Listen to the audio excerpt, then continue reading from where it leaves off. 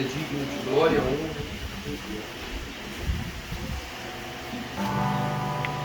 Aí só o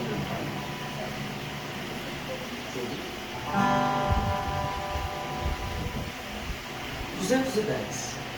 Fala, fala, Senhor, nesta hora, que ansioso te quero ouvir.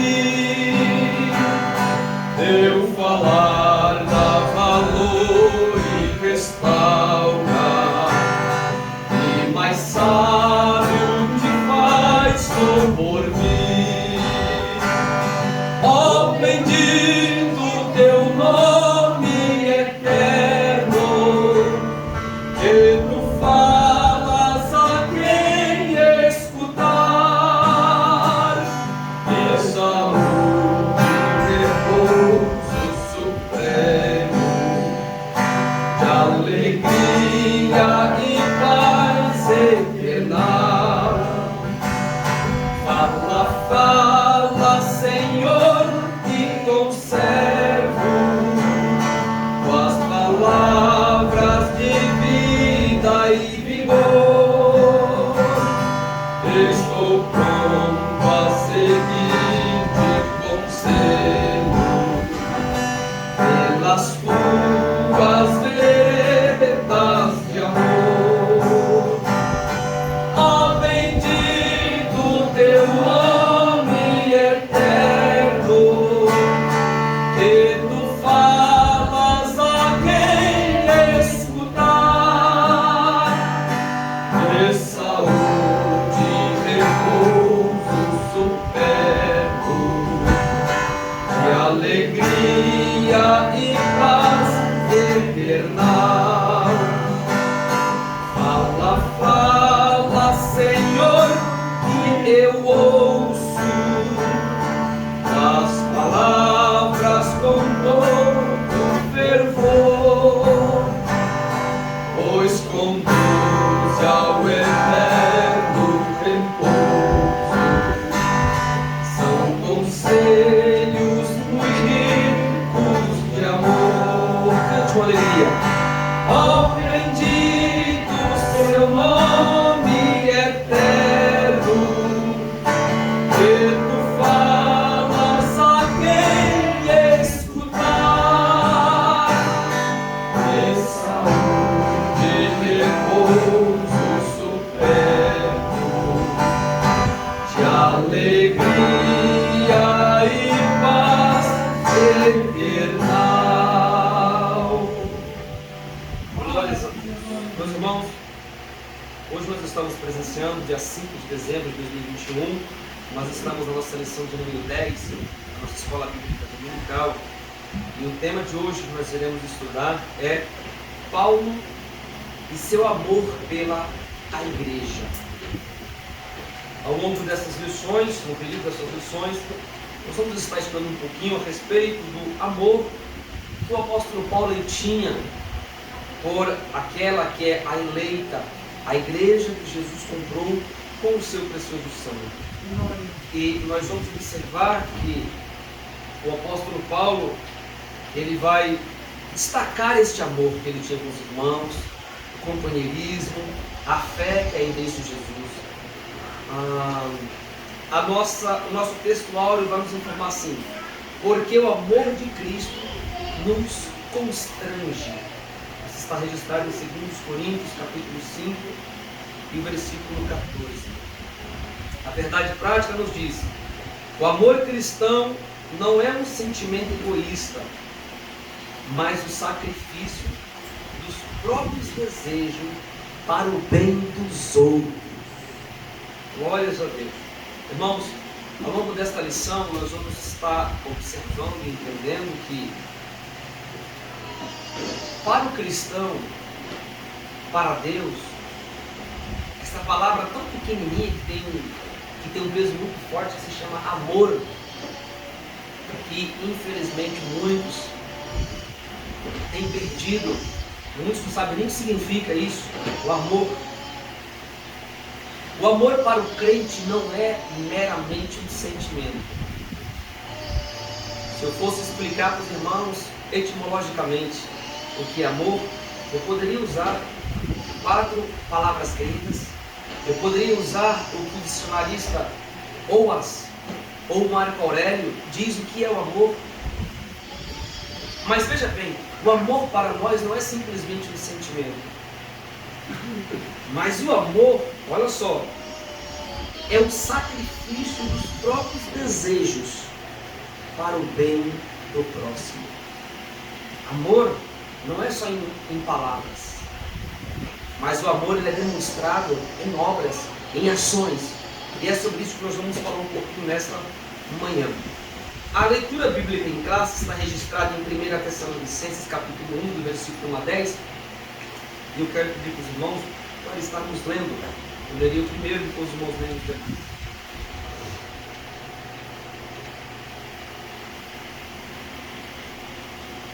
Primeira epístola do apóstolo Paulo aos Tessalonicenses, capítulo 1, dos versos 1 a 10. Versículo 1 diz assim: Paulo e Silvano e Timóteo, a igreja dos Tessalonicenses, em Deus, o Pai, e nosso Senhor Jesus Cristo, graça e paz, tenhais de Deus, do nosso Pai e de nosso Senhor Jesus Cristo. Sempre damos graças a Deus por vós todos, fazendo menção de vós em nossos corações. Lembrando-nos sem cessar da obra da vossa fé, do trabalho, do amor, da paciência, da esperança em nosso Senhor Jesus Cristo, diante de nosso Deus e Pai. Sabendo, amados irmãos, que a vossa eleição é de Deus. Pelo nosso Evangelho não foi a voz somente em palavras, mas também em poder e no Espírito Santo, e em muita certeza, como bem sabeis, quais somos entre vós, por amor de vós. E vós fostes feitos nossos imitadores do Senhor, recebendo a palavra em muitas tribulações, com gozo no Espírito Santo. De maneira que foste exemplos para todos os fiéis da Macedônia e Acaia. Porque por vós foi a palavra do Senhor, não somente na Macedônia e Acaia, mas também em todos os lugares, a vossa fé para com Deus se espalhou de tal maneira que já agora não temos necessidade de falar coisas algumas. Porque eles mesmos anunciam de nós qual a entrada que tivemos para conosco, e como nos vídeos nos convertestes a Deus, para servir ao Deus vivo e verdadeiro. E esperai no céu o seu Filho, a quem ressuscitou dos mortos, a saber, Jesus que nos livrou, viva da vida futura. Muito bem. Nós temos aqui alguns objetivos específicos que quero mencionar para os irmãos. Nós iremos estar alcançando. Nós iremos destacar o amor de Paulo pela igreja. Iremos relacionar o amor com a fé na igreja. E terceiro, linkarmos as virtudes na igreja de Tessalônica, que eram a fé, o amor e a esperança. O objetivo geral dessa lição nesta manhã é compreendermos o amor pela igreja. Meus irmãos, quero nos convidar a estar em pé e vamos elevarmos a Deus mais uma oração nesta manhã. E após a oração nós iremos para as divisões das nossas classes. Bom convite para se segurar e pedir oração. Meus irmãos, sou grato a meu Deus nesse momento, nesta manhã, por essa oportunidade que aqui chegamos na sua presença. Pai, agora vamos agora para esse estudo que vamos realizar.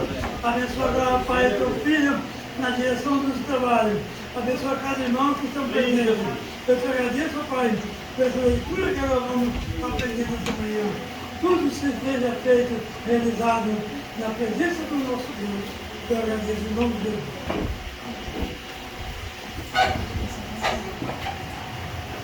Glória. Maravilha, Jesus. Glória a Deus. Aleluia. Glória. Oh, Deus.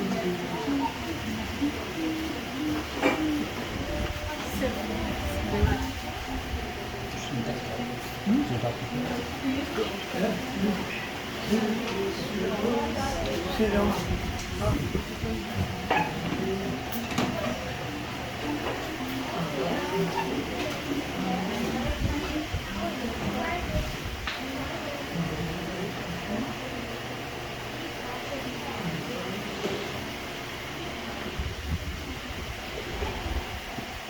Muito bem.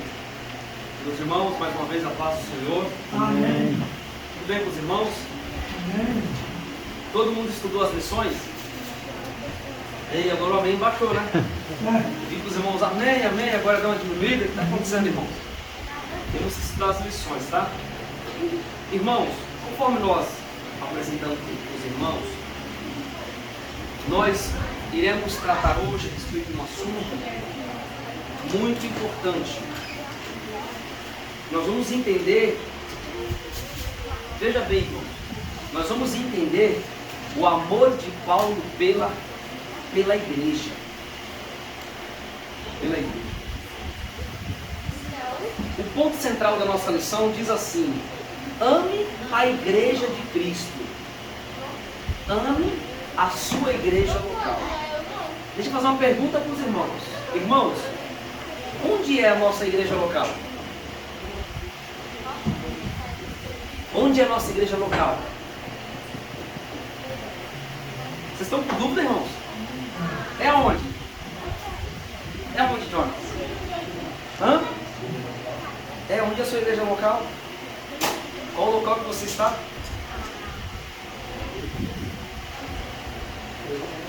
Não? Não. Letícia? Natália? Onde é a nossa igreja local? Aqui. É aqui, meus irmãos. No Androvande. Ou não é? É aqui? Irmão, a nossa igreja local é aqui no Jardim Carlos Androvande. Vocês viram que o ponto central está dizendo: ame a igreja de Cristo. Ame a igreja local. Aqui nós temos dois pontos. A igreja local é o local onde nós estamos inseridos. Essa é a nossa igreja local. Se alguém perguntar para você qual é a sua igreja local, você fala: minha igreja local é no Jardim Carlos Aldrovande, Pastor Edson Lora. É lá, é esse lugar. Nós temos igreja em vários bairros da nossa cidade. Mas veja bem, e ele disse que nós devemos amar a igreja local e amar a igreja de Cristo. Quando diz a igreja de Cristo, aí não é simplesmente apenas a igreja local, é a todos que fazem parte da igreja de Cristo. E quem são aqueles que fazem parte da igreja de Cristo? Quem são, irmãos? Somos nós e todos aqueles que aceitam a Jesus como seu Salvador. Viu, irmãos? Independente do ministério, independente da placa da igreja, Deus, ele tem um povo santo que ele separou, que ele morreu na cruz para perdoar os seus pecados, e essas pessoas aceitaram esse chamado. Esses são os salvos. É a igreja de todo mundo. Esta igreja está em todo mundo, aqui no Brasil, fora do Brasil, no nosso continente, fora do nosso continente, está na China, está no Japão. Esta é a igreja de Cristo que ele comprou com o seu sangue. Nós chamamos isso de igreja universal. Então, veja bem, já aprendemos algo nesta manhã. A igreja universal são todos. Não é universal do reino de Deus não, tá, irmãos? Não. Estou dizendo a igreja universal é no sentido de todos. E a igreja local, que o Jonathan não vai esquecer mais, né? Onde é a sua igreja local? É aqui, glória a Deus. Já fiquei feliz já. Eu fiquei assustado quando eu não sabia. Eu falei, mas ele não está sabendo onde é não? Mas glórias a Deus. Vamos lá. A introdução vai nos informar assim: pelo menos duas características marcaram a igreja de Tessalônica: seu amor ao Senhor Jesus e o amor recíproco entre os irmãos. Veja bem, duas características marcaram a igreja que o apóstolo Paulo, que ele foi lá e fundou na cidade de Tessalônica. Quais são as duas características? Olha só, o seu amor ao Senhor Jesus e o amor recíproco entre os irmãos. Sabe qual foi a característica da igreja de Tessalônica que Paulo destacou? Era o amor, veja bem, irmãos, era o amor que a igreja tinha com Cristo, e o amor que a igreja não tinha apenas com Cristo, mas tinha com quem? Entre os irmãos. Irmãos, deixa eu dizer uma coisa para vocês. Uma das grandes marcas da igreja é o amor. Uma das grandes marcas da igreja é o principal. A gente faz trabalhos na igreja, faz evangelismo, faz trabalhos sociais, trabalhos de visita, estudos bíblicos, faz tudo, isso é muito bom. Mas, irmão, a base de tudo, a base do evangelho é o amor. O amor é a razão de tudo. Sem amor não tem nada, irmãos. Sem amor não tem relacionamento, sem amor não tem igreja, sem amor não tem casamento, sem amor não tem companheirismo, não tem amizade entre irmãos. O amor, ele é a base de tudo. E o amor não acaba, né, mocinho?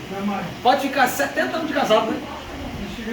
Jesus é bom, Jesus é maravilhoso, tá vendo, irmãos? Irmãos, veja bem. Tem pessoas que eles acham assim: eu amo a Deus, mas não amo meus irmãos. Tá certo? Errado? João fala isso na sua epístola. João fala assim: se eu disser que amo a Deus, mas eu odeio meu irmão, o que ele fala? A Bíblia vai usar uma expressão. Vai dizer que ele é o quê? Que ele é mentiroso. Está lá em João. Se disser que você ama a Deus, mas você não ama o seu irmão, você está mentindo. Porque, irmãos, como é que eu posso amar alguém que eu não conheço, que eu não vi, melhor dizendo, e não amar alguém que eu vejo diariamente? Deus nós sentimos, nós não vimos Deus, nós sentimos Deus. Como é que alguém pode dizer que ama alguém que ele não viu, mas não ama alguém que ele constantemente vê? Então, irmãos, essa foi uma das marcas da igreja de Tessalônica: o seu amor a Deus e o amor entre os irmãos. Irmãos, o que nós vamos tratar aqui nesta igreja, nesse período de... Nesse mês irá fazer 2 anos que nós estamos aqui. E eu tenho orado a Deus, ao Senhor. Deus tem atendido as nossas petições. Uma das minhas orações que eu faço constantemente é: Senhor, coloca amor entre os irmãos. Essa deve ser a tua oração também. Eu tenho feito esta oração: Senhor, dá-me amor a cada vez mais pelo Senhor, mas também dá-me amor pela tua igreja, e coloca amor entre os teus filhos, entre os irmãos. Irmãos, uma igreja que ela não tem amor entre os irmãos, ela não cresce, ela não prospera, ela não prevalece. Não há crescimento em nenhum sentido. Quando eu falo crescimento, irmãos, existem 2 tipos de crescimentos. Quais são, pastor? É o crescimento qualitativo e quantitativo. E eu me preocupo com os dois, principalmente com o crescimento qualitativo. O que é o crescimento qualitativo? O crescimento qualitativo, eu avalio. Os irmãos não sabem, mas de vez em quando eu estou os avaliando. Todos os irmãos que estão aqui, todos vocês, avaliando comportamentos, falas, crente que não vigia, né? Aí eu posso dar uma olhadinha assim e falar: ih, já vi que o pastor não gostou. Sabe o que é isso? Avaliar o crescimento qualitativo é cada vez eu procurar ser melhor na obra. É eu crescer em qualidade. Isso é um crescimento qualitativo. E eu louvo a Deus, irmãos, porque aqui eu tenho visto um crescimento qualitativo. Eu tenho visto um desenvolvimento entre as irmãs, desenvolvimento entre os jovens, desenvolvimento entre os obreiros. Em verdade, existe um trabalho para isso. Existe uma dedicação, existe um esforço. As coisas, irmão, não acontecem por acaso. Uma igreja não cresce em qualidade do dia para a noite e por acaso, não. Deus prepara pessoas para capacitá-la, pessoas para ajudá-la, pastores que estão ali com amor no coração, com desejo, com disposição na alma, para crescer. E o que é crescer em qualidade? É a cada dia eu procurar ser melhor na obra de Deus. Se eu fiz algo que eu vi que isso aqui deve ser feito, não faça mais. Isso é crescer em qualidade. Mas também é o crescimento numérico. E eu louvo a Deus que também eu tenho visto aqui o crescimento numérico que Deus tem feito. Então, irmãos, eu louvo a Deus pelo que Deus tem feito na vida dessa igreja, na vida dos irmãos. Porque algumas pessoas, melhor dizendo, já me falou esse ano. Falou assim: pastor, eu tenho percebido que a igreja nossa está mais unida. Vocês perceberam isso também? Entre os irmãos? Isso é notório entre os irmãos. Eu tenho percebido que nós estamos mais unidos uns com os outros. Nós estamos mais comprometidos com a obra de Deus. E isso, irmão, é louvável diante de Deus. É louvável. Então, o que o apóstolo Paulo vai destacar, e ele vai mencionar essas características na igreja de Tessalônica, era justamente isso. Era o amor entre os irmãos, o amor a Deus e o amor entre os irmãos.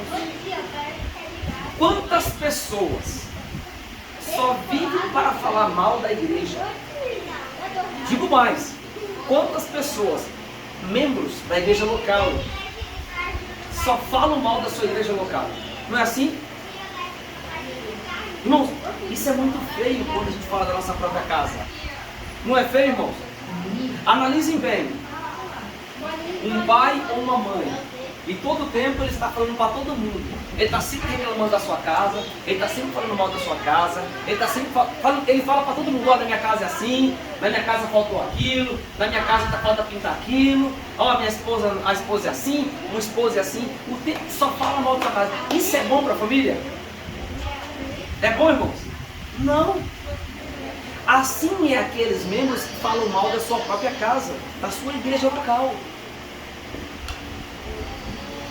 Há pessoas que falam muito mal do seu pastor, dos seus líderes, da direção, dos jovens, dos obreiros, dos irmãos. E isso não pode. Mas eu louvo a Deus que Deus tem nos abençoado de um modo muito especial. Então veja bem, esta é uma das marcas que o apóstolo Paulo ele vai frisar. Dando procedimento. À luz do exemplo desta igreja e do ensino e do sentimento do apóstolo Paulo por ela, o nosso propósito é mostrar que, como seguidores de Jesus e membros de uma igreja local, devemos amá-la. Olha só, amar a quem? Está falando de quem aqui, irmãos? Da igreja. Devemos amá-la. E não só amá-la, e expressar este amor. Como que a gente vai? Olha o que está dizendo. Não devemos apenas amá-la, mas devemos o que, irmãos? Expressar esse amor aonde? Na comunhão dos santos. O que o texto aqui está dizendo, irmão, do autor? Quem pode me ajudar, irmãos? Isso aqui é interpretação de texto. O que a gente viu aqui, o que o texto está dizendo? Fale para mim alguém, eu quero ver vocês.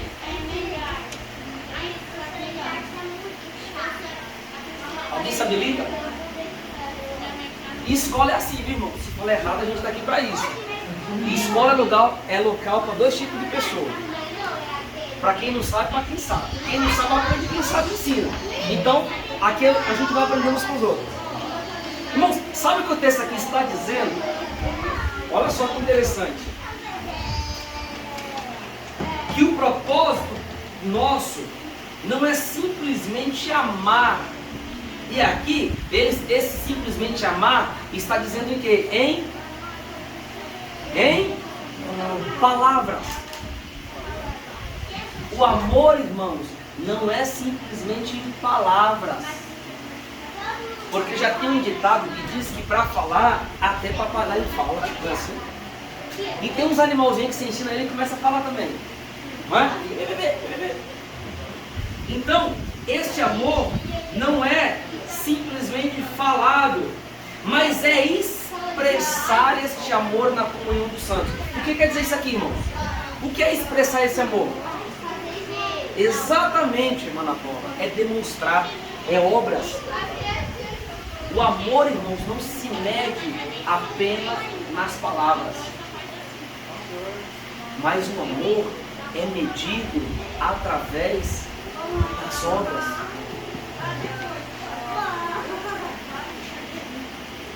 E é uma recomendação que o autor aqui nos fala. Devemos amá-la, a igreja, né?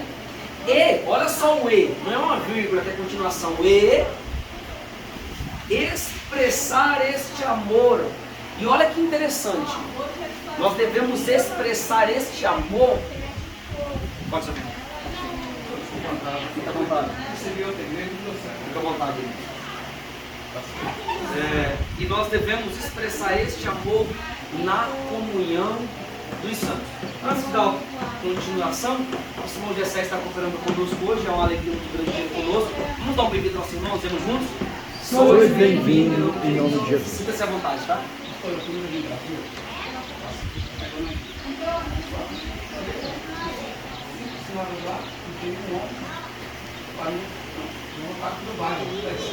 Glória a Deus, amém. Depois da escola a gente fica à vontade. Irmãos, então vamos lá. O apóstolo Paulo está dizendo que este amor, nós devemos que amar a igreja, olha só, e expressar este amor aonde? Aonde que ele está dizendo? Qual é a expressão deste amor que o apóstolo Paulo está dizendo? O que o texto está dizendo aí, lê comigo? Na comunhão dos santos. Na comunhão com os santos. Eu vou falar um pouquinho melhor sobre isso daqui um pouquinho, mas de antemão eu devo nos lembrar os irmãos, quando Jesus fez uma pergunta para o apóstolo Pedro, João capítulo 21. Jesus falou: Pedro, tu me amas? Uma pergunta. Ele falou: Senhor, eu te amo, sabe que eu te amo. Apacenta as minhas ovelhas. Jesus faz novamente a mesma pergunta: Senhor, Jesus faz para Pedro: Pedro, tu me amas? Senhor, eu te amo. Cuide das minhas ovelhas. Aí ele vai fazer a terceira pergunta: Senhor, Pedro, Jesus falou para Pedro: Pedro, tu me amas? Eu te amo. Apacenta as minhas ovelhas. Irmãos, o que nós aprendemos aqui? Qual é a demonstração que Jesus quis de Pedro? Que era só que ele falasse que amasse a igreja? Não. Era o quê? Qual era a demonstração aqui de Jesus? Qual era o que Pedro faria para Jesus em verdade ver que ele o amava? Quando ele cuidava da igreja, quando ele apacentava a igreja. Jesus estava dizendo: você me ama? Eu quero ver se você me ama mesmo se você cuidar do meu povo, dos meus filhos. Se você apacentar a minha igreja. Irmão, por quê? O amor, ele não é medido apenas em palavras, mas em prática. Assim é a fé. O que é que deixa a fé morta, segundo a visão do apóstolo Tiago? Nós falamos aqui na terça-feira. O que deixa a fé morta é se ela não vier por perto das obras. Porque a fé sem obra, ela é morta em si mesma, diz o apóstolo Tiago. Tiago ainda fala: como é que pode eu ver um irmão que está passando necessidade, está com frio, e eu simplesmente disser: Deus te abençoe, e largar ele lá? Isso está certo, irmão? Por isso que a fé sem obra é morta. Numa certa feita, irmão, nós estávamos numa igreja e alguém estava com fome, um faminto. E chegou para alguns irmãos e falou: estou com fome, querendo pão para comer. E alguns irmãos ali apenas evangelizaram: olha, mas Jesus é teu alimento. E a gente vendo: Jesus é o pão, Jesus é a água, ele mata a tua sede. Mas aquele homem fisicamente estava necessitado e ninguém fez nada. Aí, antes de evangelizar, estava eu e um outro irmão. Antes de evangelizar, nós fomos numa lanchonete, pagamos um lanche e um guaraná para ele. Depois que ele encheu a barriga, aí eu entrei para o evangelho. Olha, Jesus te amou, ele estava brilhando depois que comeu. Por quê, irmãos? A fé sem obras, ela é morta. Tá? Vamos dar procedimento? Nós temos aqui 3 pontos, né? Primeiro, o amor de Paulo pela igreja. Tá? E esta igreja aqui, irmãos, que o apóstolo Paulo está mencionando no nosso texto, é a igreja de Tessalônica, que o apóstolo Paulo ele funda ela na sua segunda viagem missionária, tá? Lembrando que na primeira viagem missionária, o apóstolo Paulo estava com Barnabé, né? Nós já aprendemos em algumas lições. Houve um desentendimento com ele, e na segunda viagem missionária, ele estava acompanhado de um homem chamado Silas, ou Silvano, que é o mesmo, tá? Paulo e Silas. E depois, neste trajeto da segunda viagem missionária, ele encontra um jovem chamado Timóteo. Então, a terceira viagem missionária, a segunda e a terceira viagem missionária do apóstolo Paulo é com Silas e com Timóteo, e depois outros companheiros que ele vai gerar, ele vai chamar de filhos da fé, e assim vai dar prosseguimento às suas viagens. Mas vamos lá. Então, o amor de Paulo pela igreja. Primeiro ponto, o amor como de um pai para um filho. Quem pode ler para nos ajudar? Vamos ficar de dados. Primeira carta de Paulo aos Tessalonicenses, atesta o amor do apóstolo pelos membros dessa igreja. Esse sentimento não se deu apenas pela igreja de Tessalônica, mas por toda a Paulo plantou no mundo gentil. Trata-se de um amor como de um pai para um filho. Veja o que o apóstolo diz a respeito de Coríntios. Porque ainda que vocês tivessem milhares de escritores acompanhando os pais, pois eu gerei vocês em Cristo Jesus pelo Evangelho. Uma declaração que revela o amor de um pai espiritual pelos seus filhos espirituais. Glória a Deus.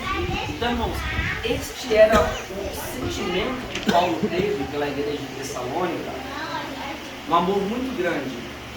Porque lembra que eu disse para os irmãos, uma das características que Paulo viu na igreja de Tessalônica era o amor que eles tinham com Deus e o amor que ele tinha com os irmãos. Tá? E o apóstolo Paulo ele vai dizer aqui em outra cidade, na cidade de Corinto, mas o apóstolo Paulo ele vai tratar aqui que o amor que ele sentia pelas igrejas, em geral, era como se fosse o amor de um pai para um filho. Quem aqui é pai? Levanta a mão primeiro. Nós temos aqui pai, isso. Irmãos, quem é pai sabe do amor que eles têm pelos filhos. O pai tem um amor sacrificial pelo seu filho. O pai e a mãe. Eles têm. Eles fazem de tudo para os livrar da morte. Eles cuidam, dão educação, corrigem quando necessário. E a correção é pelo amor que tem pelos filhos, não é assim? Pelo amor. E o apóstolo Paulo, irmãos, ele vai ter o que o autor está dizendo aqui, que o tipo de amor que ele tinha pelas igrejas era como de um amor que um pai tem pelos seus filhos. Qual é o tipo de amor que o pai tem pelo seu filho? É um amor sacrificial, que ele faz de tudo para ver seu filho crescer, para ver seu filho crescer em sabedoria, crescer em conhecimento, ter bons estudos, crescer espiritualmente, que é o mais importante, ser crente na pessoa de Jesus, aceitar o Evangelho, aceitar a sua palavra. Porque quando os pais simplesmente secularizam os filhos, é importante, secularizam os filhos, pai só se preocupa com os filhos, não, quando o meu filho crescer, vou dar inglês para ele, vou dar a melhor faculdade. Isso é muito importante, irmãos. Mas o mais importante que você deve inculcar no seu filho é o temor do Senhor. Porque o temor do Senhor é o princípio da sabedoria do homem. Quantos filhos crescem, viram melhores advogados, melhores médicos, mas não são bons cristãos? O que adianta me ganhar o mundo inteiro, irmãos? Ter toda a fama e perder o quê? E perder a sua alma. Adianta?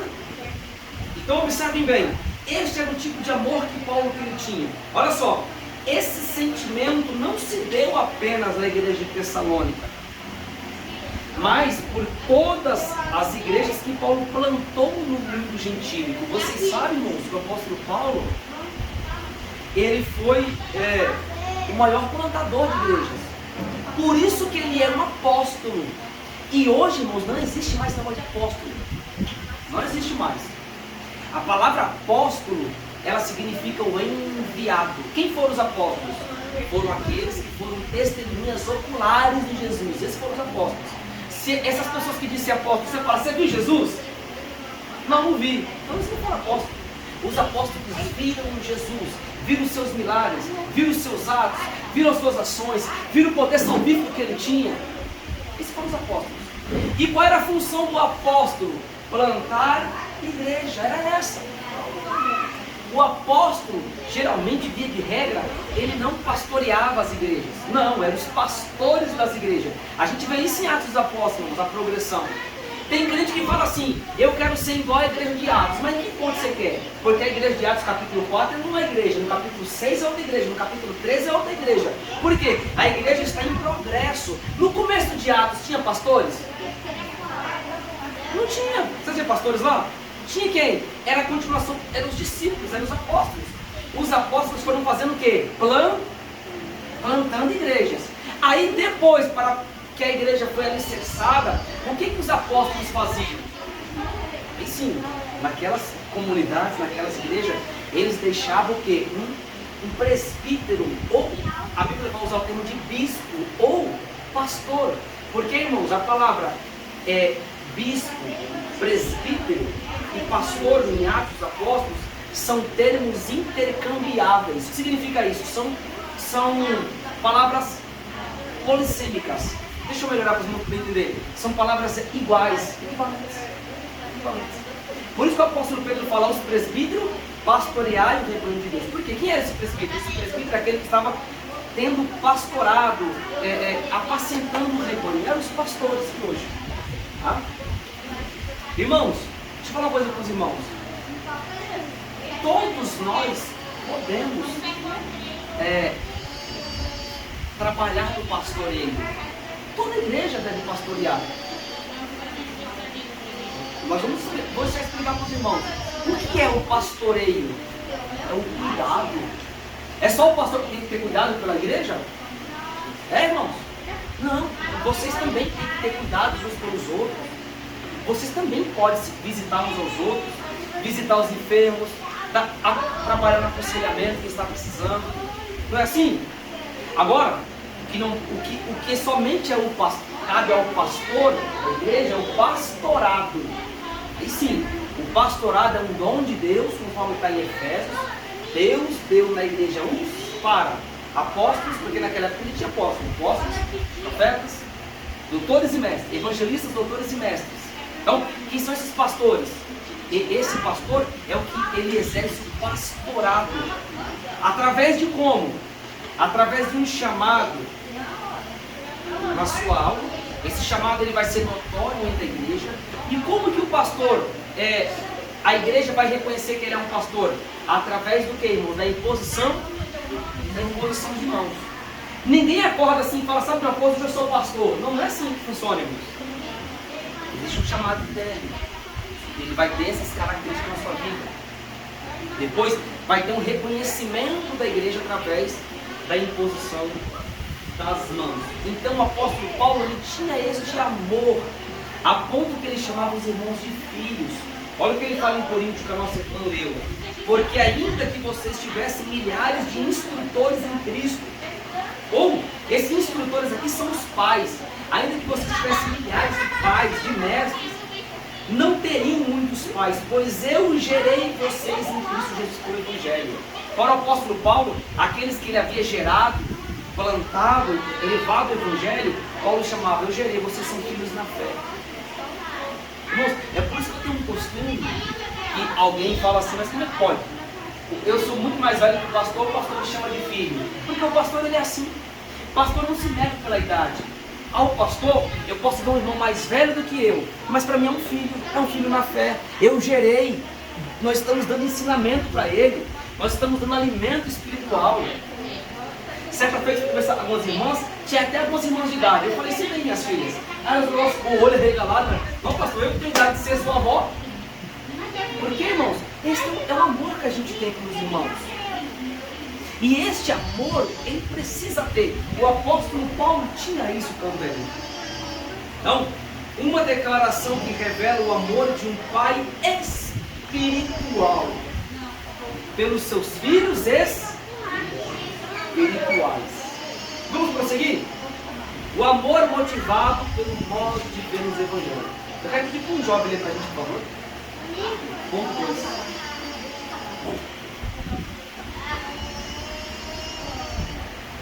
Um dos elogios de Paulo aos Tessalonicenses foi a respeito do modo como eles receberam a palavra e sua prática em coerência com o ensino recebido.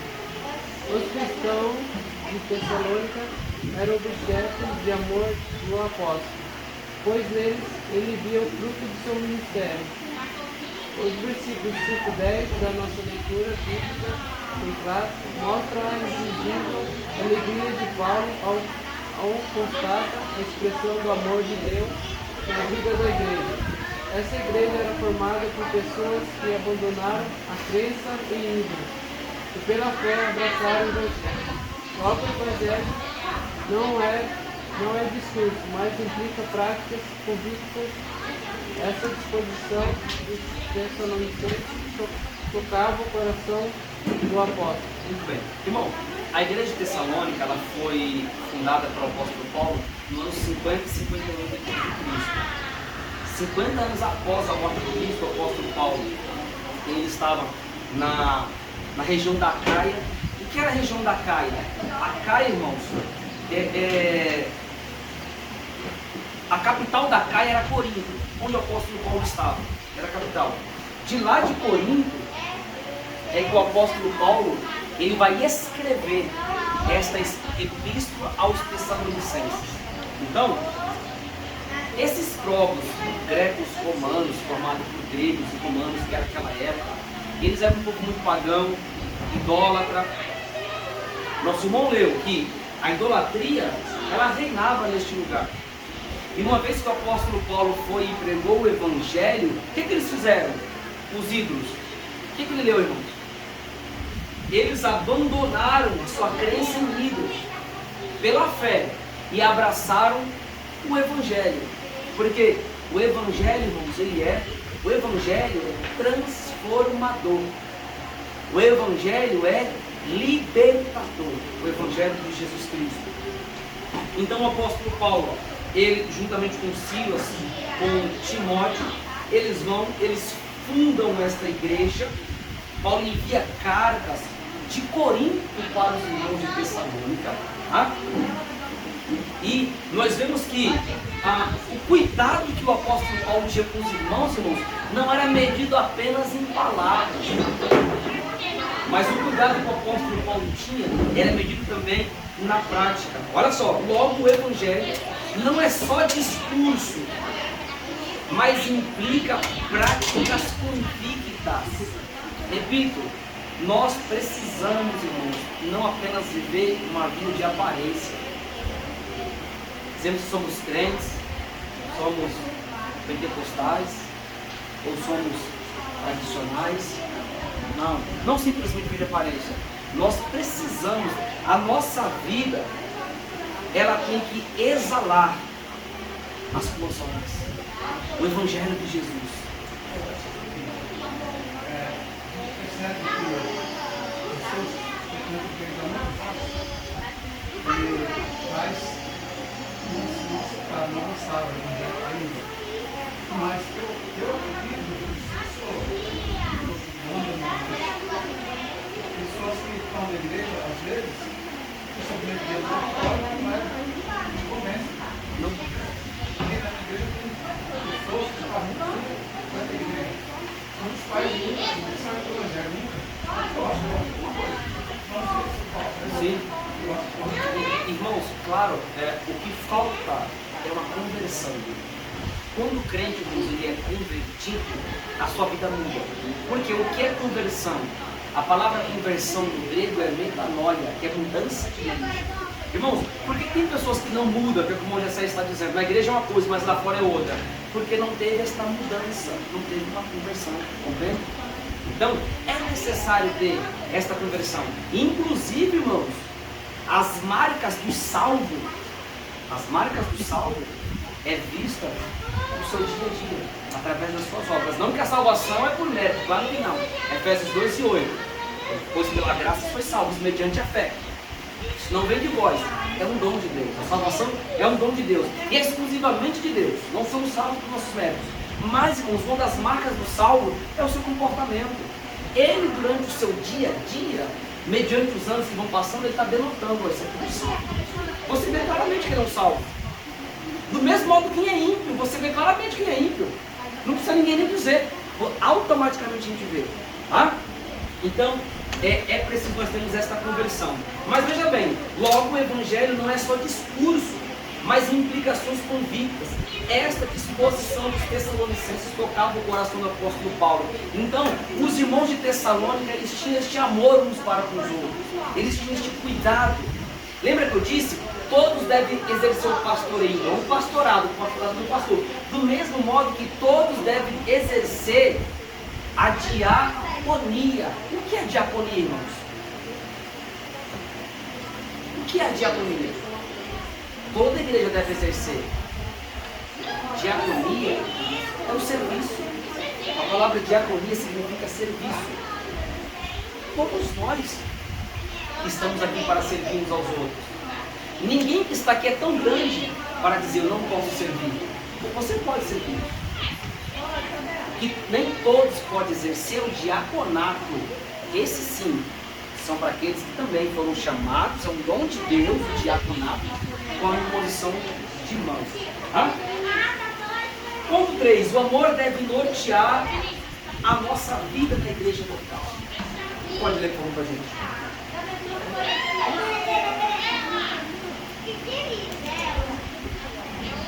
Vou ler para quem na tela. Num tempo em que muitos vivem de criticar a igreja local, é hora de demonstrar o amor pela igreja que congregamos. Repito, olha só. Num tempo em que muitos vivem para criticar a igreja local, é hora de demonstrar amor pela igreja em que congregamos. Esse é o lugar que Deus nos plantou, o lugar onde servimos a Ele, compartilhamos a comunhão com os outros irmãos e realizamos a obra. O amor de Paulo pela igreja deve tocar o nosso coração e assim sermos encorajados a manifestá-los na igreja local em que congregamos. Irmãos, lembra que eu disse para os irmãos? Quantas pessoas vivem para falar mal da sua igreja? Quantas pessoas vivem para falar mal da sua igreja local? É bom quando um pai, uma mãe fica falando mal da sua casa? Isso é bom? Não. Quando fica falando mal dos seus filhos para os outros? Quando a esposa fica falando mal do esposo? Quando o esposo fica falando mal da esposa? Irmãos, isso é denegrir a imagem da família. Do mesmo modo, é desagradável, é feio, quando os crentes falam da sua igreja local. Porque há pessoas que são assim, a minha igreja local ali, ó, ali o salãozinho é muito pequeno, eu não gosto muito do pastor, o pastor não é muito grande também. A amiga, irmãos, pare com isso. Ame a sua igreja, ame os seus irmãos, fale bem. Ainda que não seja, mas dará uma palavra profética de bênção. Diz, não, vai ser em nome de Jesus. Que Deus possa te usar nos teus lábios para proferir palavras boas à igreja. Porque, irmãos, vou dizer uma coisa para os irmãos. Este é o lugar que Deus plantou. Como é ruim, né? Quando a esposa cuida da casa, lava a casa, faz a comida, aí de repente a gente come e cospe no prato que comeu. É bom? A gente pega aquele prato ali e fala, sabe de uma coisa, que não me agradando por nada. Mesma coisa na igreja. Aqui na igreja, irmãos, você tem cuidado. Você é pastoreado. Você é visitado nas suas enfermidades. E quão desagradável é quando você ainda fala mal do seu pastor, dos líderes, da sua igreja. Portanto, esta lição nos chama a atenção, porque ele está dizendo que o amor de Paulo pela igreja deve tocar o nosso coração. E assim, olha só, e assim sermos encorajados a manifestá-lo na igreja. O que? O amor na igreja local onde nós congregamos. Ame o seu pastor, ame a sua igreja, ame o seu ministério, ame o local onde Deus te colocou, ame o local onde você está aconchegando, sentado, onde você está tendo energia elétrica, ventilador ligado, água para beber, uma boa palavra para você. Não seja ingrato, agradeça a Deus. É pequeno, mas vai crescer, vai melhorar. Mas ame a sua igreja, cuide dos irmãos que estão ao seu lado, cuide dos jovens que estão com você. Você é jovem, canje jovem para Jesus, cuide deles. Você é irmão, cuide dos seus irmãos. Você é irmã, cuide das irmãs.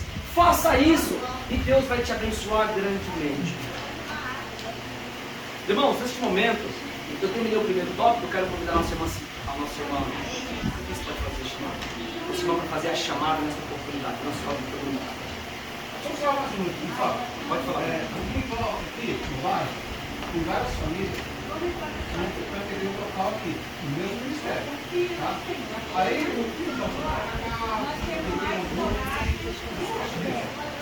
Poxa, mas não é muito recomendado. Acontece o seguinte: essas pessoas que fazem isso, eles já estão, ainda antes de eu estar aqui, eles já estão há muito tempo atrás.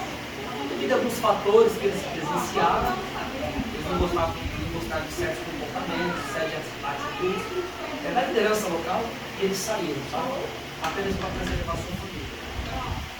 Mas o mais viável é, se nós temos a igreja próxima da nossa casa, a gente vai olhar outra mais perto. Por quê? É um sacrifício. É local, está ali perto. Eles olham aqui, vão lá no vídeo, eles vão lá no vídeo. Vou fazer o que nós vamos lá cá, e ele vem para cá. É por algumas questões. O principal da gente, de igreja, é a adoração, adorar a Deus. Agora, você está observando a Deus aqui, ou no Natal, no Morumbi, ou no Sol? É que assim, José, é que na verdade aí envolve alguns outros fatores particulares que existem aqui. Eles não falaram para o senhor, mas tem outras questões particulares. Sim, eles vão dizer isso para o senhor, mas é isso. Mas Deus é bom. Pode ir, meu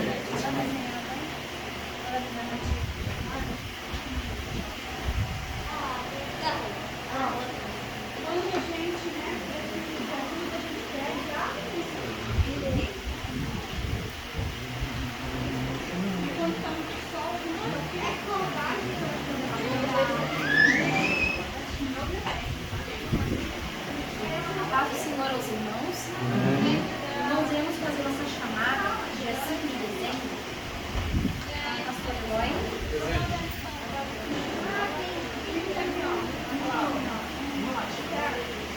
Operador Jonathan.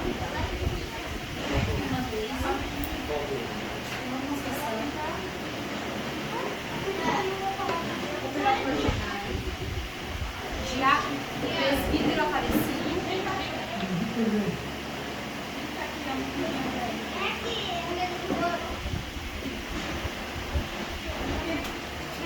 Presbítero Roberto, irmã Maria Vieira, irmã Mariette, presbítero Amadeu, Presente.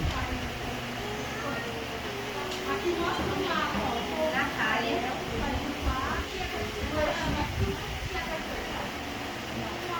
Alex, Presente. presbítero Alex, irmã Samara,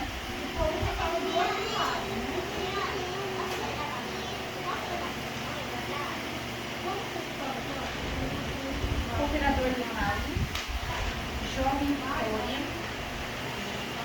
Jonathan,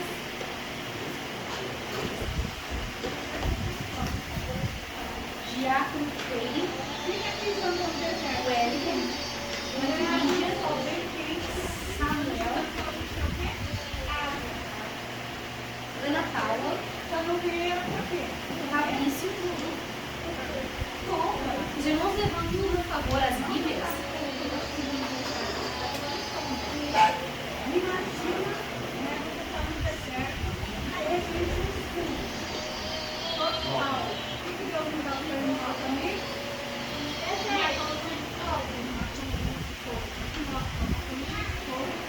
Os irmãos levantem, por favor, as revistas.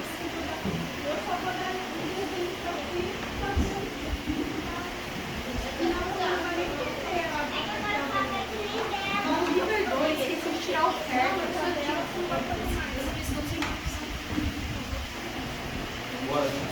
Irmãos, alguns irmãos não estão para Cristo, por isso que a gente faz essa imagem para ver o que está acontecendo. Até terça-feira o presbítero vai estar recebendo os valores. Então, irmão, não fique sem encomendar a sua missão, para que você possa aprender. É baratinho, não é isso? Tá? Eu acho que deve ser menos de R$10. Você vai ficar 3 meses com a missão. Então, procure, viu? Jovens cristãos, irmãs, todos. Encomende a sua revista até terça-feira, para que no próximo trimestre você não fique sem material de novo. Não faça isso não, tá bom? Se você... Amém. Se os irmãos estiverem com dificuldade, irmãos, me procure, pastor, estou precisando, a gente vai suprir, mas nos procure, eu quero que os irmãos com material, tá? Amém, irmãos?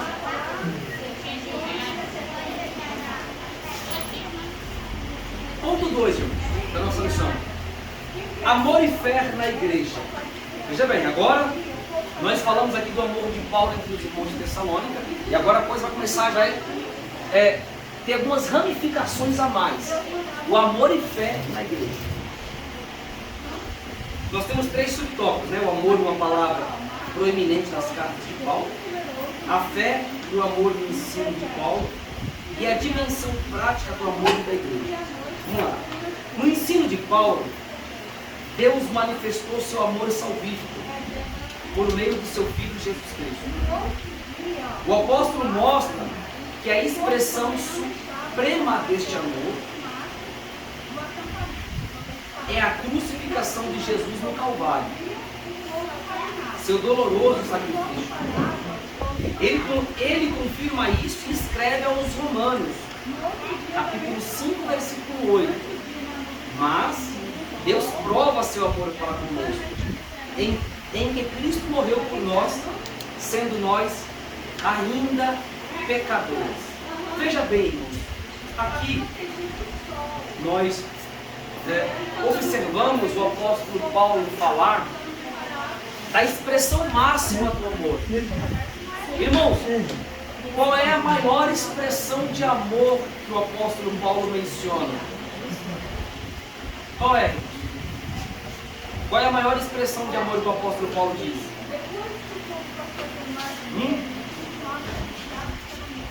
Vocês estão lendo a lição? A maior expressão de amor, a maior prova de amor, é Deus enviar o seu Filho, Jesus, que Ele é o Verbo encarnado, Ele é Deus encarnado, Ele se fez carne, habitou entre nós, e Ele veio a este mundo para morrer de um modo sacrificial.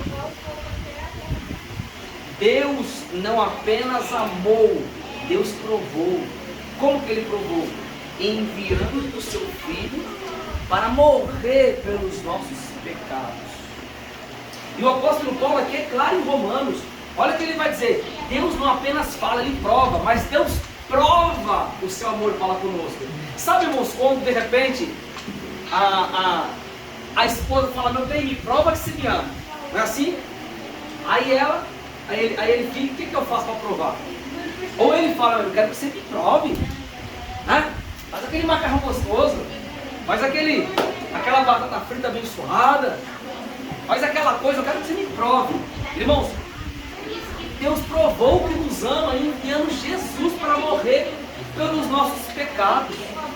Você analisa o que é a crucificação? Será que você pode entrar um pouquinho e ver o que foi a crucificação? A crucificação, irmãos, é o ápice do cristianismo. Sem cruz não existia salvação. Sem crucificação não existia igreja. Se não fosse a crucificação, os pecados ainda reinavam. Nós não seríamos santificados, nós não seríamos justificados.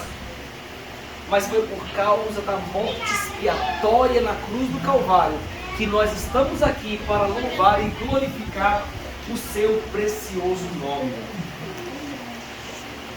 Entretanto, é preciso que o ser humano responda a este amor, cuja reciprocidade se nos dá nos seguintes termos: porque Deus amou o mundo de tal maneira e deu o seu Filho unigênito. Veja bem, Deus Ele amou, Ele enviou, mas Nós precisamos crer que Ele é o Filho de Deus. Nós precisamos aceitar. Nós temos uma responsabilidade nessa. Nós precisamos, e graças a Deus que eu louvo a Deus, porque um dia nós o aceitamos pela fé. Nós aceitamos este amor. Há uma aceitação, nós entendemos assim. É como o pai está dizendo, filho, eu quero te dar, mas tu fala, não quero, pai, não quero ter esse presente, eu não quero. Não, nós recebemos este presente, este dom, esta dádiva, que é a salvação da nossa alma. Porque Deus amou o mundo de tal maneira. Irmãos, o que significa essa expressão tal? Sabe o que quer dizer isso aqui? Porque Deus amou de um modo tal. Porque nem o apóstolo que estava escrevendo, João, sabia que tipo de amor era esse. Então ele nos amou de tal maneira. Olha só a expressão. Foi um amor, ele não conseguia explicar a dimensão que era este amor. João não conseguia explicar o tamanho, a gravidade disso, a dimensão disso.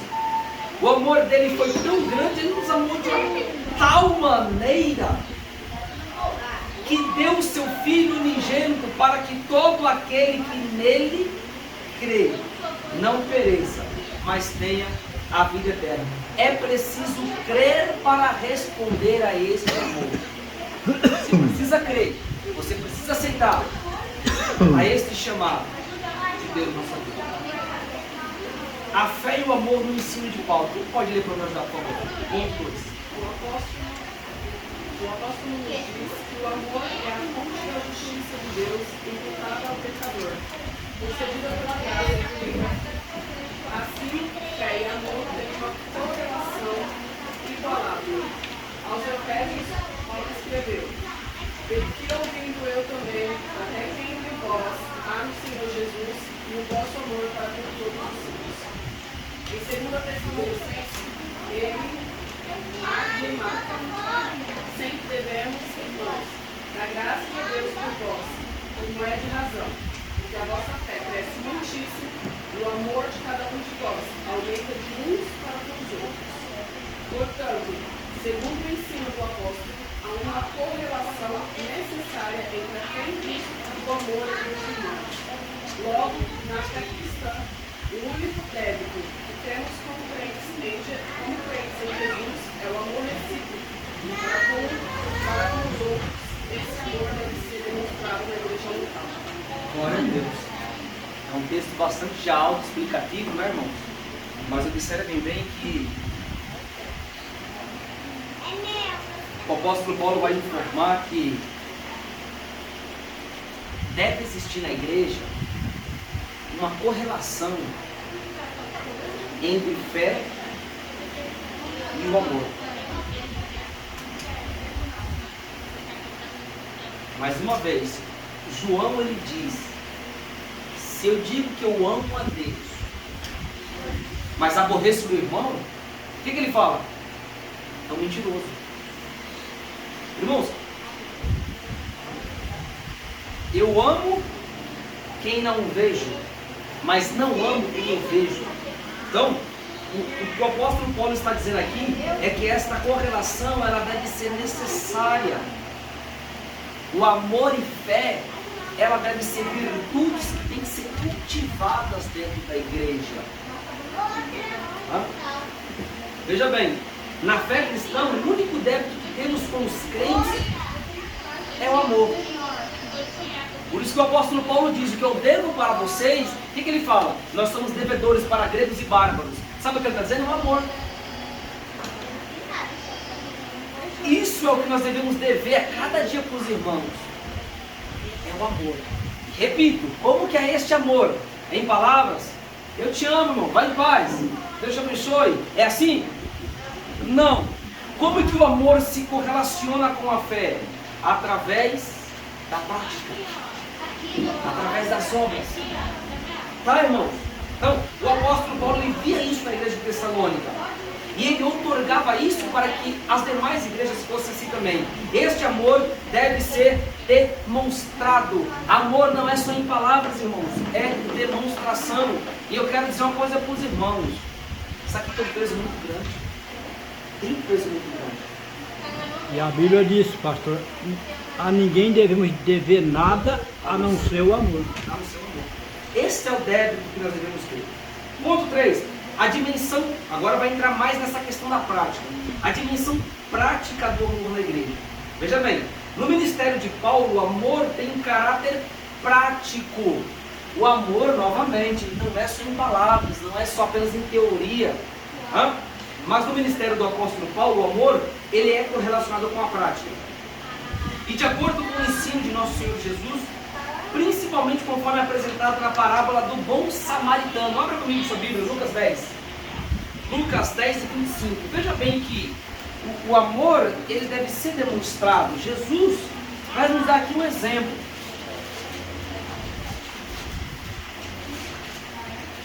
Lucas capítulo 10.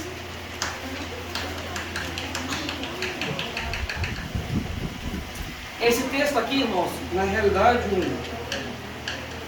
Jesus vai usar esta parábola, tá? O bom samaritano, ele é uma parábola, tá, irmãos? Ele é uma alegoria que Jesus fez para contrapor alguém que perguntou como se faria para herdar a vida eterna. Vamos lá, versículo 25 do capítulo 10. Levantou-se um certo mestre da lei e, querendo provar a Jesus, a pergunta aqui foi capciosa, ele quis provar a Jesus, experimentar a Jesus. Perguntou: mestre, o que farei para herdar a vida eterna? Jesus respondeu: o que está escrito na lei? Como leis? Jesus colocou para ele não era o mestre da lei? Então ele sabia já da lei. Mas a pergunta foi capciosa: mestre, o que eu faço para herdar a vida eterna? Aí Jesus falou: você não é mestre da lei? O que você entende? Qual é a tua teologia? O que você entende? Qual é a sua exegese? Qual é a sua interpretação? Como você lê? E ele falou: respondeu o homem: amarás o Senhor teu Deus de todo o teu coração, de toda a tua alma, com todas as tuas forças, de todo o teu entendimento, e ao próximo como a ti mesmo. Aí Jesus falou para ele: muito bem, falastes bem, faze isso e viverás.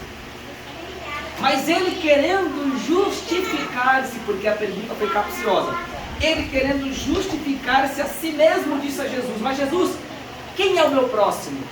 Aí que Jesus vai contar a parábola do bom samaritano, para explicar quem é o próximo. Veja bem, então quem é meu próximo? Jesus disse: descia um homem de Jerusalém para Jericó, caiu na mão dos assaltantes, os quais o roubaram, o espancando-o se retiraram, deixando quase morto. Casualmente desceu pelo mesmo caminho um sacerdote, que vendo, o passou a largo, passou distante. Um samaritano chegou, que ia de viagem, chegou perto dele e viu e se moveu de íntima compaixão. Aproximando-se dele, enfaixou as feridas. Segundo, colocou azeite. Terceiro, colocou vinho. Quarto, colocou sobre a sua cavalgadura. Quinto, levou ele para uma hospedaria. Sexto, cuidou dele lá. Partindo no outro dia, tirou 2 denários, deu ao hospedeiro e disse: cuida dele, e tudo mais que gastardes com ele eu te pagarei quando eu voltar. Jesus perguntou para ele novamente: qual destes 3 te parece que foi o próximo, daquele que caiu nas mãos dos assaltantes? Ele disse: aquele que usou de misericórdia para com eles. Disse Jesus: muito bem, vai e faz da mesma maneira. Irmãos, veja bem que o amor, ele é demonstrado na prática. Um certo mestre da lei, querendo se justificar, perguntou para Jesus o que ele faria para dar a vida eterna. Jesus perguntou para ele: o que você lê na lei? O que você entende? Eu devo amar a Deus com todo o meu entendimento, eu devo amar a Deus com todas as minhas forças, eu tenho que seguir aquelas leis de Moisés, dizia ele, e o meu próximo como a si mesmo. Ele disse. Jesus falou: muito bem, faze isso e verás. Aí o jovem, o mestre da lei, querendo se justificar, perguntou: mas quem é o meu próximo? Aí Jesus contou a parábola. Descia um homem de Jerusalém para Jericó, que ele caiu nas mãos dos assaltantes. Os assaltantes o espancou, deixando ele quase morto. Veja bem, Desceu um sacerdote, talvez cantando, talvez bem feliz da vida, né? Olhou o povo ali, ficava caído no chão, e fez nada. Possivelmente na parábola de Jesus, este que estava caído era um judeu, porque ele vinha de Jerusalém, para onde? Para Jericó. Ele saía de Jerusalém, possivelmente.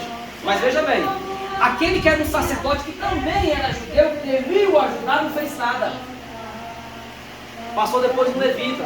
Aquele que também era um judeu, que devia o ajudar, também não fez nada.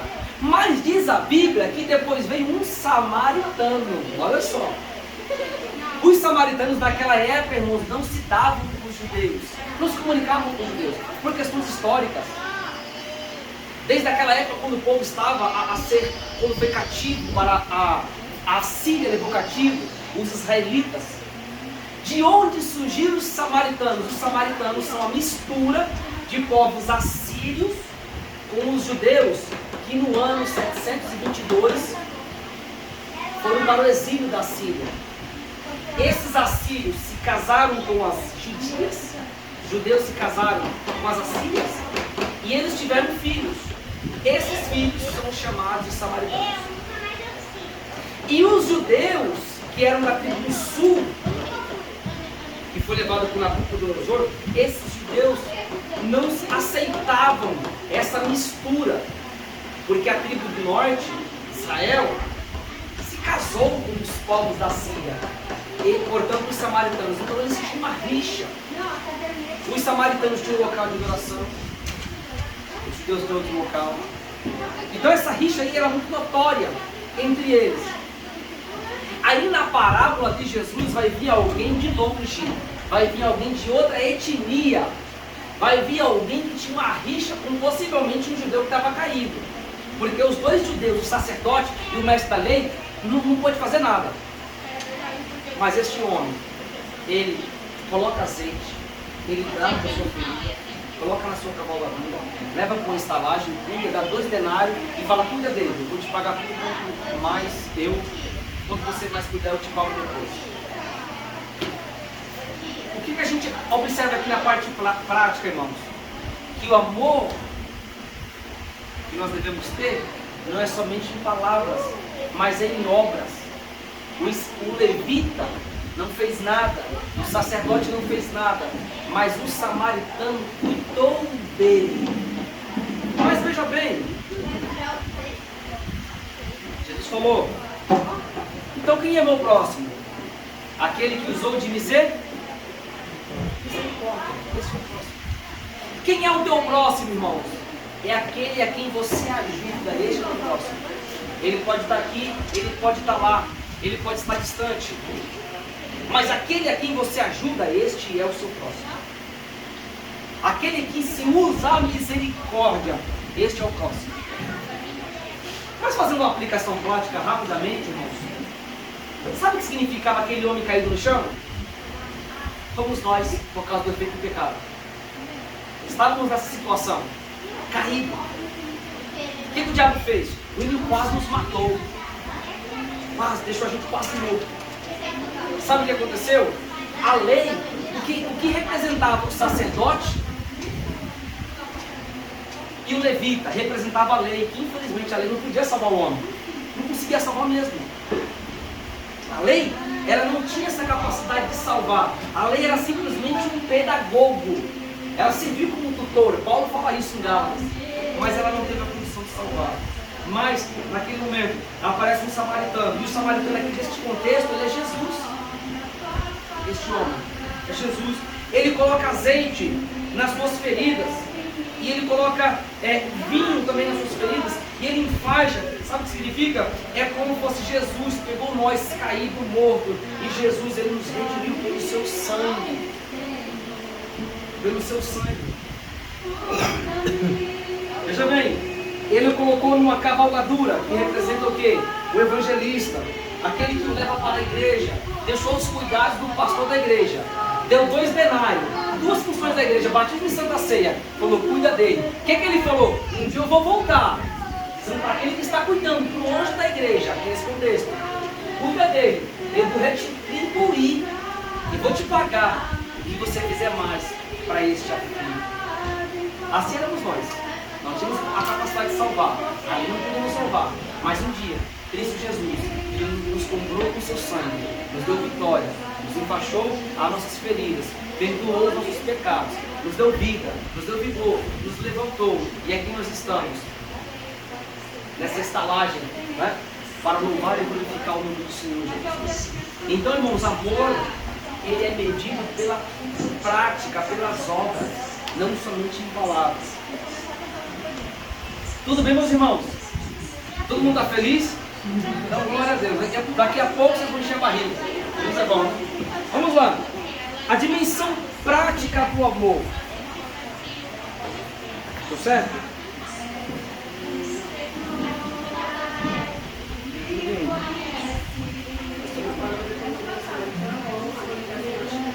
Está no 2 ou no 3?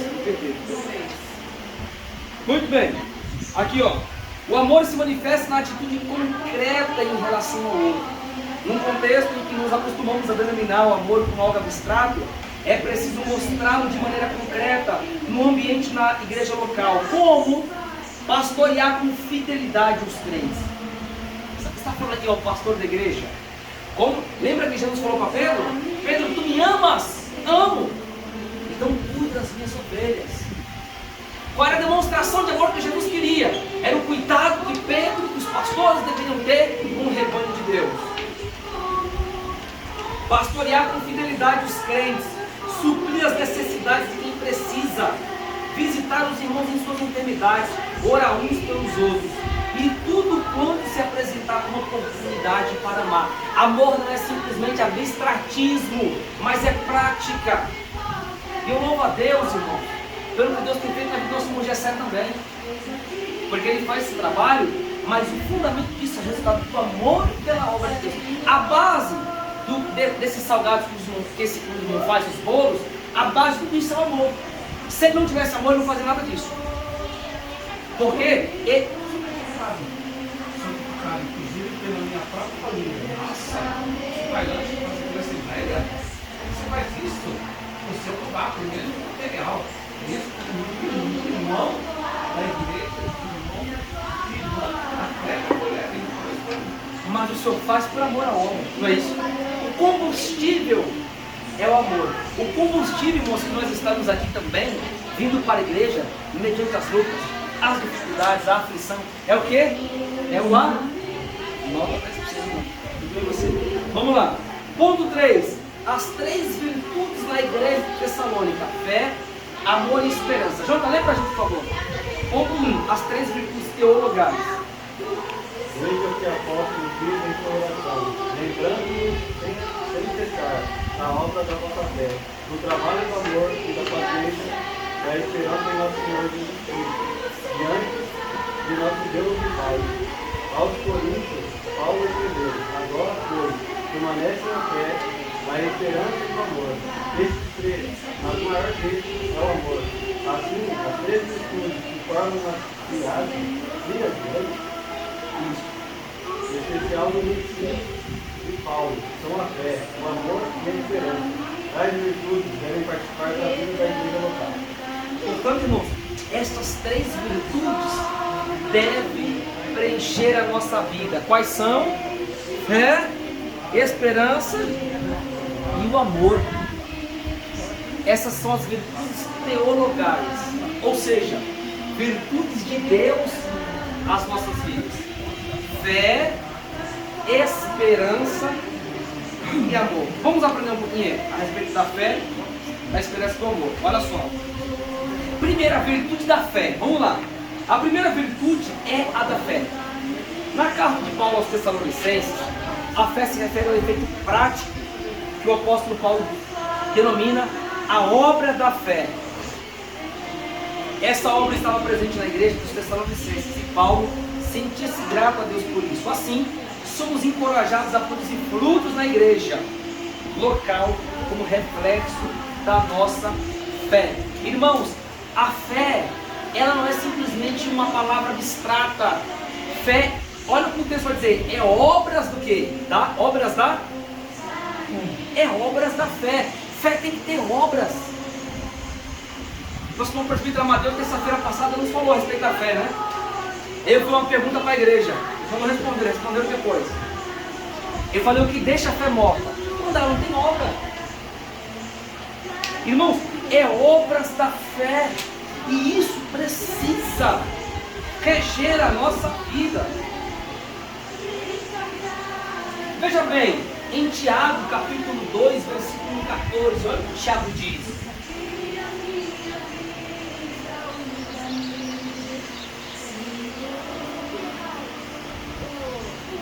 Olha só, Tiago 2:14.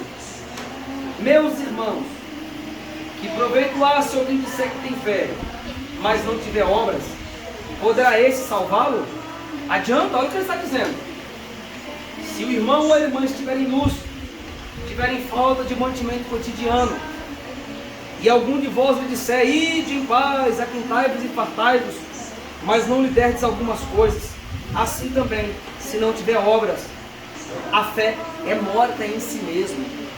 Alguém, porém, dirá, tu tens fé, eu tenho obras, mostra-me a tua fé e as tuas obras, e eu te mostrarei a minha fé pelas minhas obras. Olha só, eu mostrarei a minha fé pelas minhas obras. Através da obra eu vou ver se tem fé ou não. É isso que o texto está dizendo. Vou parar por aqui por causa do horário, né?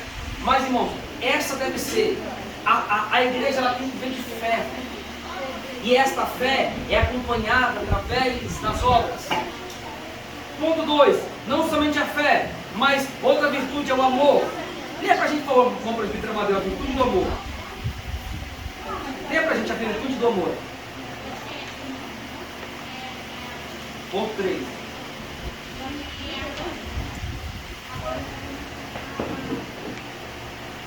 A virtude do amor.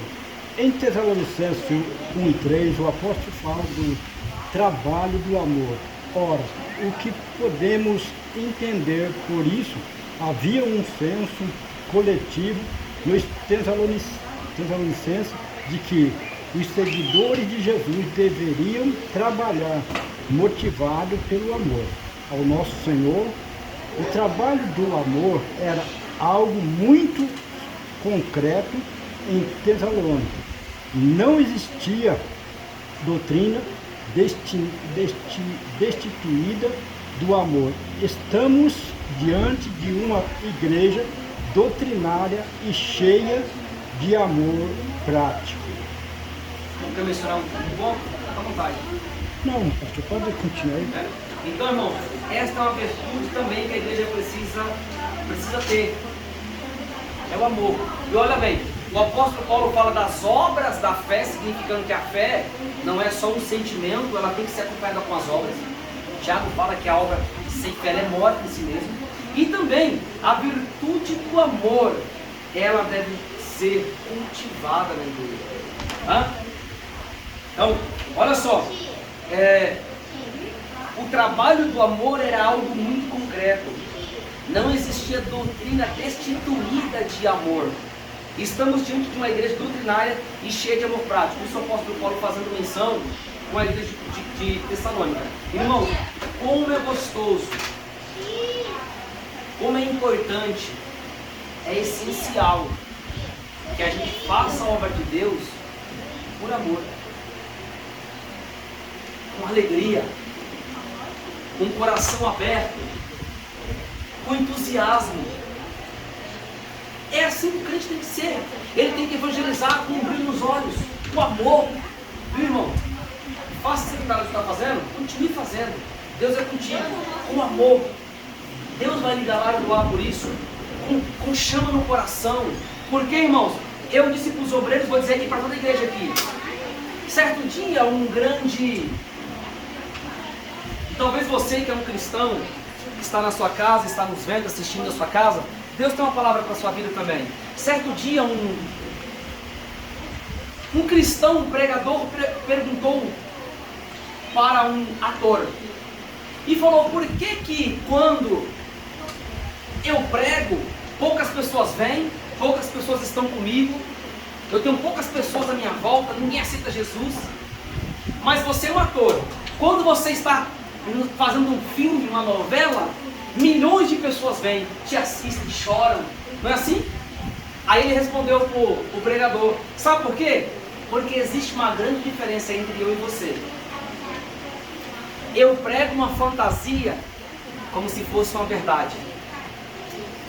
E você prega uma verdade como se fosse uma fantasia. Irmãos, o crente, ele precisa pregar a palavra de Deus com toda a autoridade e veracidade que ela o é. O ator disse, eu prego uma fantasia como se fosse uma verdade. Eu finjo que eu sou o super-homem, eu finjo que eu sou o super-herói, eu faço aquela coisa, eu vivo. Mas o pregador não, ele prega sem entusiasmo. Ele prega a verdade como se fosse uma mentira. Nem ele acredita no que ele está dizendo, nem ele tem brilho nos olhos, não tem paixão não, irmãos. Nós devemos ter entusiasmo, estar com amor, estar com alegria na casa de Deus. Esteja aqui com o teu coração aberto, porque hoje é o primeiro dia da semana. A igreja tem o costume de se reunir nesse dia de hoje, não é assim? Primeiro dia da semana, nós estamos aqui primeiro adorando a Deus, agradeça a Deus. Não se preocupe, pastor, na minha casa tem algumas coisinhas para fazer. Não esquente a cabeça com isso agora. Você está primeiro buscando a Deus. Faça com alegria, faça com entusiasmo. Pregue para os teus amigos com um brilho nos olhos. Por que muitos jovens não vêm para Jesus? Porque nem ele mesmo crê no Evangelho. Ele não crê suficiente que o Evangelho é transformador. Então ele fica calado. Lógico, ele não é bobo, ele não vai passar para o outro. Mas quando o jovem entende do seu chamado, entende da sua fé em Jesus, ele vai querer compartilhar aquilo com o outro. Eu falo, olha, Jesus ele salva, ele cura, ele batiza, ele quer dar vitória para a tua vida. E o Evangelho é transformador, irmãos. Glória a Deus. Portanto, o apóstolo Paulo fala em Filipenses capítulo 4, versículo 4. Regozijai-vos sempre no Senhor. Outra vez vos digo, regozijai-vos. Que a alegria, que o amor seja a base da nossa vida. E por último eu termino, a virtude da esperança. O apóstolo também usa a expressão paciência da esperança. A palavra paciência tem um sentido de resistência e perseverança. A ideia sugere uma perseverança da esperança. E Paulo tinha em mente, ao usar a expressão paciência da esperança, era o sofrimento dos tessalonicenses, com a perseguição que eles estavam suportando por amor de Cristo. E eles se comportavam assim, com a alegria do Espírito Santo. O exemplo da igreja de Tessalônica nos ensina que a esperança cristã traz alegria ao coração de quem está passando por grandes tribulações. Veja bem, grandes adversidades por amor a Cristo. Talvez você está aqui nesta manhã, você está passando por perseguição, por luta, por tribulação, mas sabe o que te impulsiona a você estar aqui na igreja? É porque há uma esperança no seu coração, a esperança de vir dias melhores, a esperança de Deus colocar as mãos e abençoar, de mudar o cativeiro. Irmãos, a igreja de Tessalônica, eles tinham, Paulo vai usar essa expressão, paciência. O que é a paciência? A paciência, irmãos, ela vem do grego elpis, que significa o ato de esperar, é a esperança. Mas veja bem, não é uma esperança paralisadora, não, eu espero, estou parado. Não, é esperar e fazendo, é prática, é eu fazer, mas saber que Deus vai dar vitória, que Ele vai agir, que Ele vai fazer. Ter paciência não é ficar parado, não é ficar esperando que a coisa vai cair do céu, não é nesse sentido. Mas aqui é a paciência da esperança. A ideia é, nós vamos crer que Ele vai fazer, mas nós vamos trabalhar, nós vamos agir também. Em Lucas capítulo 18 nos conta a história de uma viúva que importunava o juiz. E ela ficava, juiz, julga minha causa, julga minha causa. E ela não parava. Aí o juiz falou, já que essa viúva não para de me perturbar, eu vou resolver a causa dela. Irmãos, aí o texto fala, porventura Deus não falar isso com seus servos que lhe clamam de dia e de noite. Veja bem, ela tinha uma paciência, mas ela não ficou parada. Ela estava todos os dias importunando o juiz. Não é assim? Ou seja, esperança não é paralisar, não é ficar quieto, não é ficar parado, mas a esperança é a gente crer, é a gente esperar em Deus, mas também a gente agir e fazer a obra do Senhor. E eu concluo, esta lição nos ensina que devemos amar a igreja em que congregamos. Que após esta manhã, esta lição abençoadora que tivemos esta manhã, você possa amar mais os seus irmãos, viu? Você possa parar de criticar um pouco os seus irmãos, mas que você possa amar a sua igreja. Este era o sentimento do apóstolo Paulo. Seu coração se alegrava com fidelidade e lealdade dos Tessalonicenses aos ensinos de Cristo. A igreja local é a forma visível da igreja de Cristo, por isso devemos amar. Amém? Deus vos abençoe. Quero, neste momento, as crianças certamente já estão por vir, e nós vamos fazer nosso relatório para estarmos logo fundando o nosso trabalho.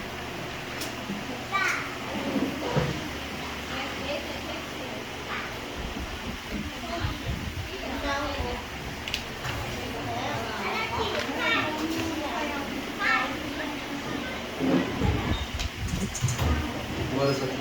Meus irmãos, Deus vos abençoe. Quero neste momento convidar a nossa relatora, a irmã Simone, para nos fazer o relatório. E também já as nossas crianças também entrarão no templo, para que as mesmas possam também estar de culto conosco aqui nesta oportunidade.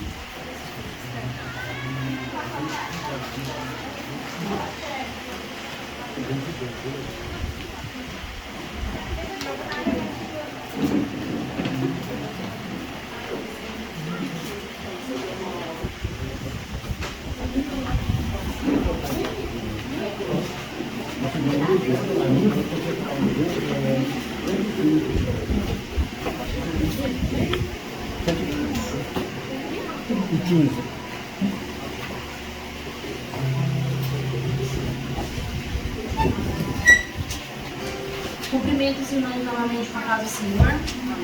Iremos fazer nosso relatório de classe, 10º domingo do trimestre, dia 5 de dezembro. Nossa classe, Cordeirinho de Cristo.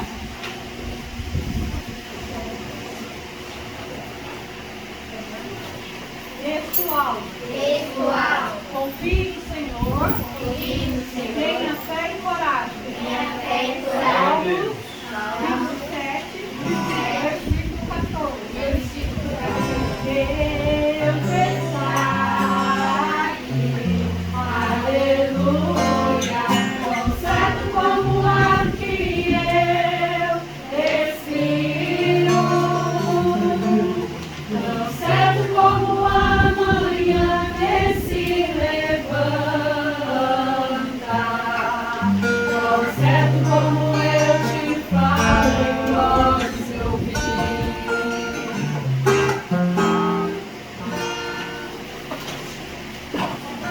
Nossa classe, Cordeirinho de Cristo, nós temos 11 alunos matriculados, 4 ausentes, 7 presentes, nenhum estudante nesta manhã, total de 7 assistências, 6 bíblias, 3 revistas, R$1,05 de oferta. Nossa classe, Vencedores de Cristo,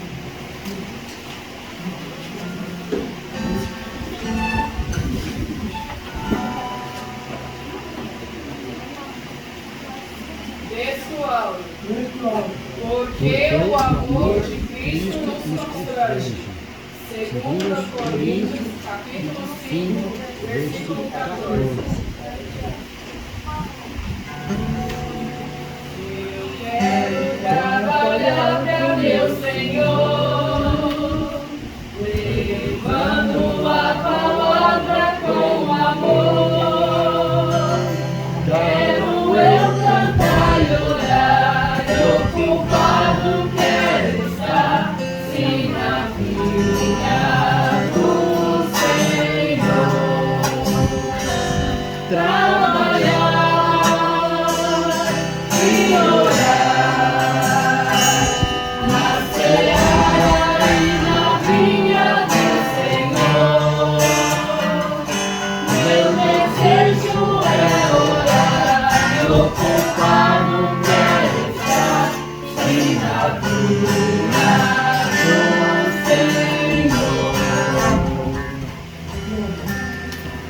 Amém. Nossa classe Vencedores de Cristo, nós temos 25 alunos matriculados, 16 ausentes, 9 presentes nesta manhã. Temos também 4 visitantes, um total de 13 assistências, 9 Bíblias, 4 revistas e R$13 de oferta. Nosso total geral, 36 alunos matriculados, 20 ausentes, 16 presentes, 4 visitantes, total de 20 assistências, 15 Bíblias, 7 revistas e R$14,05 de oferta. Agradeço a oportunidade em nome de Jesus. Muito bem. Deus abençoe grandemente. Nossa relatora, irmã Simone. Neste momento eu quero agradecer a vida de todos os irmãos presentes. Deus possa continuar vos abençoando. Lembrando que à noite, irmãos, às 18h30, teremos nosso culto de pregação do Evangelho, culto com a participação dos nossos jovens, e será uma bênção para a glória do Senhor. Logo após, mais uma vez, quero agradecer a Deus pela vida do nosso irmão Gessé, os demais visitantes. Deus possa continuar te abençoando. E nosso irmão Gessé trouxe alguma coisinha aí, viu, irmãos? Ele não gosta de vai embora sem comer. Sei que está próximo do almoço, né, irmão? Mas hoje almoça mais tarde, né? Mas saboreiem, vão com muito carinho e não vão ser levados pelo Deus com muito amor e dedicação. E os irmãos, está aí para todo mundo se alimentar, tá, irmãos? É assim que Jesus faz. Eu disse para os irmãos que eu gostava de fartura cedo, a mesa já estava cheia, mas Deus mandou foi mais. É assim que Jesus faz, irmão. Deus, Ele transborda a mesa do servo do Senhor. Grandes coisas Deus há de fazer sobre as nossas vidas, amém? Os irmãos estão felizes com Jesus? Amém. Nos colocamos em pé, vamos orar ao Senhor nesta oportunidade e agradecer a Deus. Meu cooperador Fabrício, vem aqui, meu filho, fazer a Deus essa oração nessa oportunidade.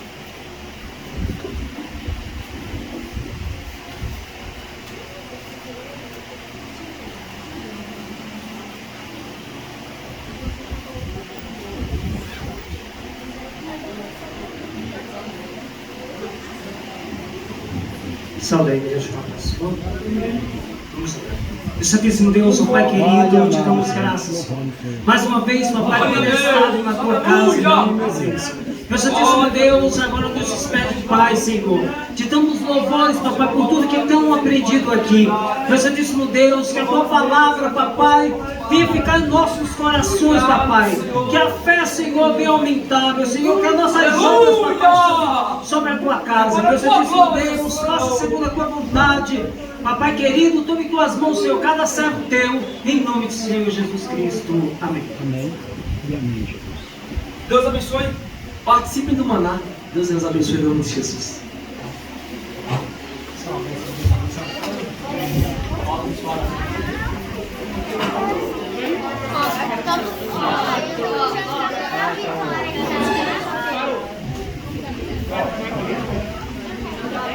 Thank you.